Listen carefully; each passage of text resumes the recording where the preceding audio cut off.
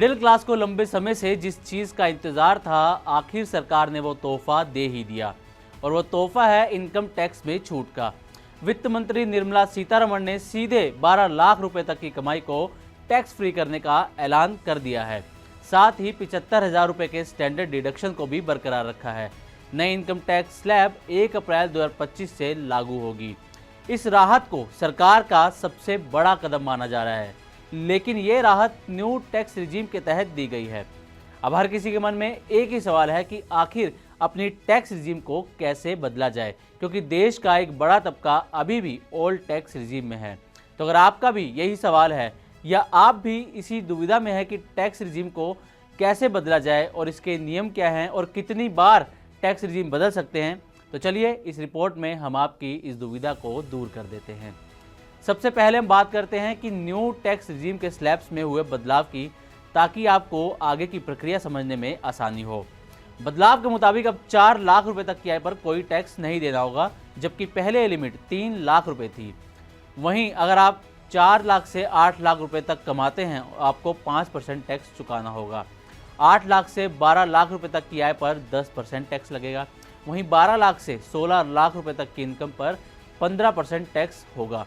16 लाख से 20 लाख रुपए तक की आय पर 20% टैक्स, 20 लाख से 24 लाख की इनकम पर 25% टैक्स और 24 लाख रुपए से अधिक की आय पर 30% टैक्स लगेगा। अब आपके मन में ये सवाल भी आएगा कि अगर 12 लाख तक की आय टैक्स फ्री है, तो फिर 4 से 8 लाख या 8 से 12 लाख तक आय के स्लैब्स क्यों बनाए गए हैं? दरअसल इनकम टैक्स स्लैब इसलिए होता है ताकि उसके हिसाब से टैक्स की गणना की जा सके। 12 लाख रुपए तक कमाने वालों के लिए भी टैक्स की गणना स्लैब के हिसाब से ही होगी, लेकिन यहाँ पर उन्हें सरकार इनकम टैक्स सेक्शन 87A के तहत रिबेट देती है। अब नए टैक्स रिजीम वालों के लिए सेक्शन 87A के तहत रिबेट 60,000 रुपये कर दी गई है। अब लौटते हैं अपने टॉपिक पर कि टैक्स रिजीम को कैसे और कितनी बार बदला जा सकता है। ओल्ड टैक्स रिजीम और न्यू टैक्स रिजीम के बीच स्विच करना काफ़ी आसान है।